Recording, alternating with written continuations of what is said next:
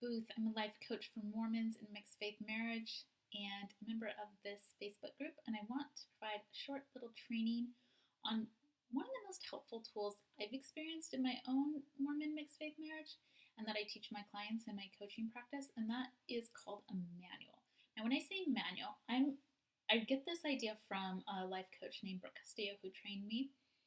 And the idea is that we have a set of instructions or a manual, an operating manual, about relationships we have in our lives, about what husbands should do, what wives should do, all of these things. And what they do is we have a set of rules for how we think our partner should act, speak, dress, think, believe, how they should be showing up in our family, how they'll be showing up in the world. All of this is part of our manual. Basically, it's our way that we think they should operate, right? Like an operating manual. And it's a really helpful concept to wrap your head around and start to become aware of because it has some drawbacks. Like it has some good things, it can be very helpful, but it has some drawbacks. So I want to talk to you about this idea of a manual and how you can take a look at the manuals in your relationship, whether it's a mixed faith marriage or not, and you can decide if they're helping you create what you want in your marriage, or if maybe they're standing in the way of you creating what you want in your marriage. So we often have very long and detailed manuals for our spouse.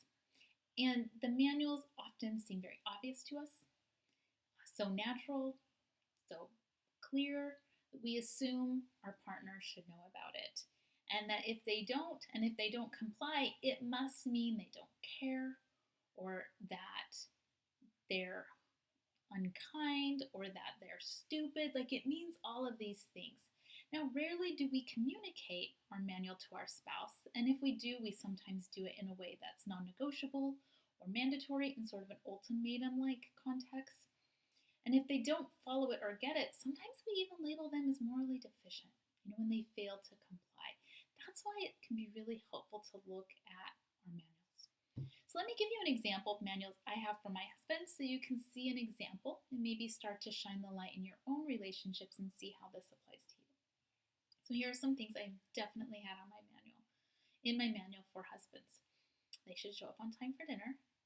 They should know when I'm upset and help me feel better. They should understand me and my faith transition and help me through it. They should see the problems that I see in the church and be upset too. Should never forget my birthday. He should not have a personal problem with my faith transition, or at least not for long. I'll give him, a certain amount of time, but it then should be resolved. He should have my back with his parents, and he should put me first ahead of job, church, his family of origin, anything else. These are examples of some things in my manual. Now you may be wondering, why is this a problem? Like those seem reasonable, or maybe you think those are all crazy. Whatever it may be, I want you to realize that our spouses are always going to fail to comply to our manual in some way. They might do really good in some areas and really bad in others. So regardless of what the manual is, they're going to fail in one degree or another. And when that happens, we may think they're trying to hurt us, or they don't care, or they're neglectful, or they're stupid. We get angry, we get hurt, and then when we're experiencing that, sometimes we act a little crazy. So for me, maybe I go silent, I withdraw affection, I get short-tempered. You know what the result of that is? Disconnection.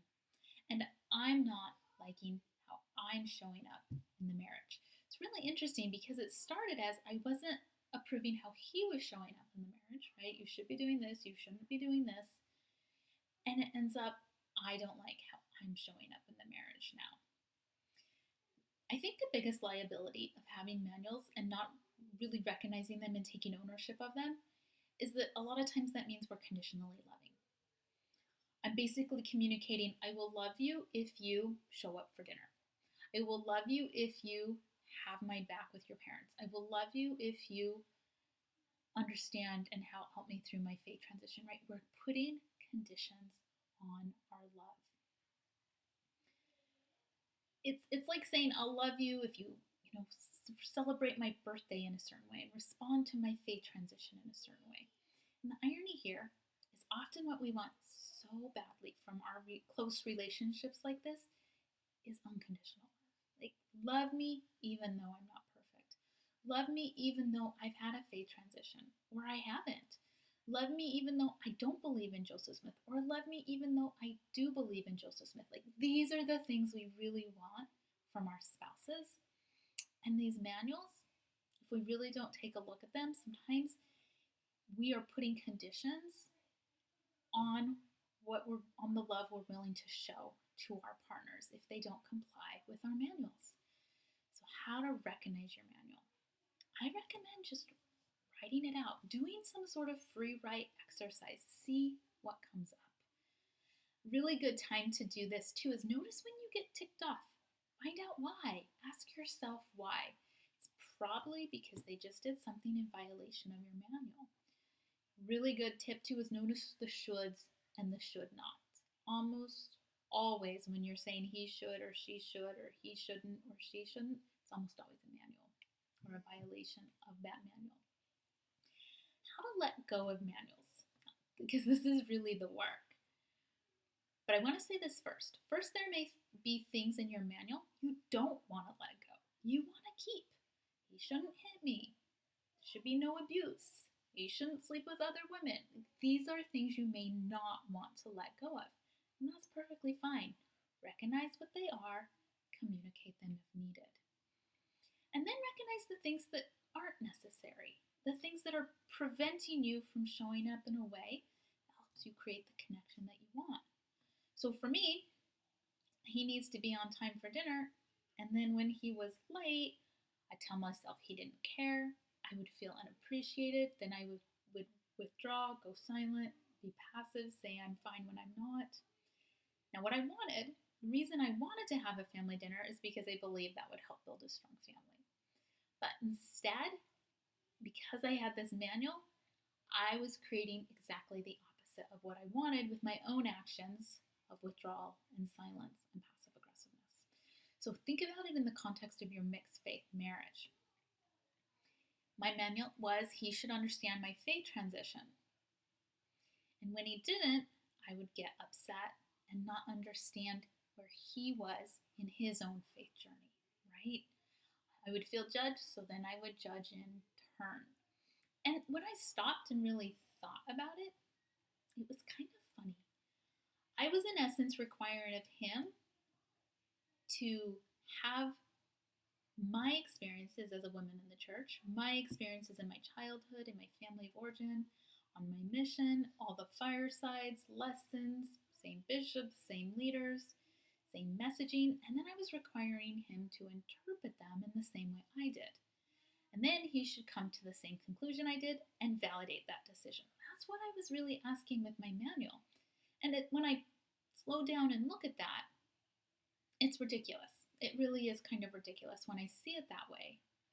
And I have to really slow down and be honest with myself about what I'm expecting from him and decide if it's helping me or not show up how I want to show up in this relationship. So for me, it wasn't helping.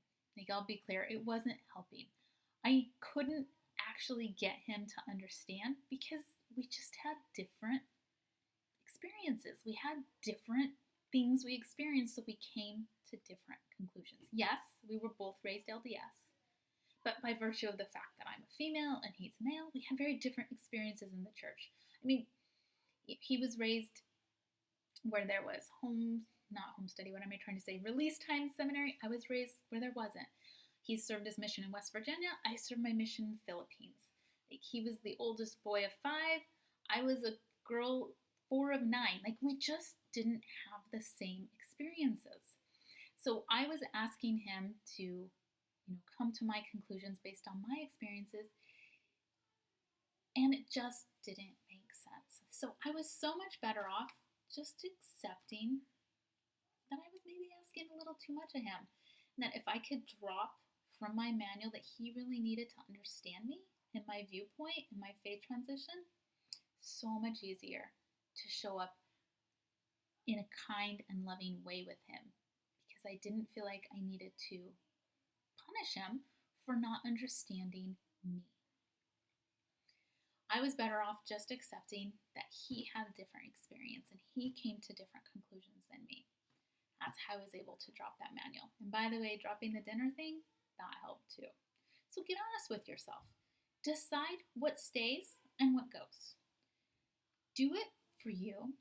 Do it for your marriage. Do it for your spouse. Do it for the connection that it's going to help create. Do it for the unconditional love that you'll be able to experience and share with these people that you love in your close family. If you found this helpful, I'm going to invite you to go to my website, brookeboothcoaching.com, where I have a free mini course, free just for you. Go and get it. You'll get on my website, you'll get on my email list, and that will give you access to more wonderful free things. Because I really believe Mormon mixed faith marriages can be wonderful. And I want to help you create just that. All right, wishing you the best.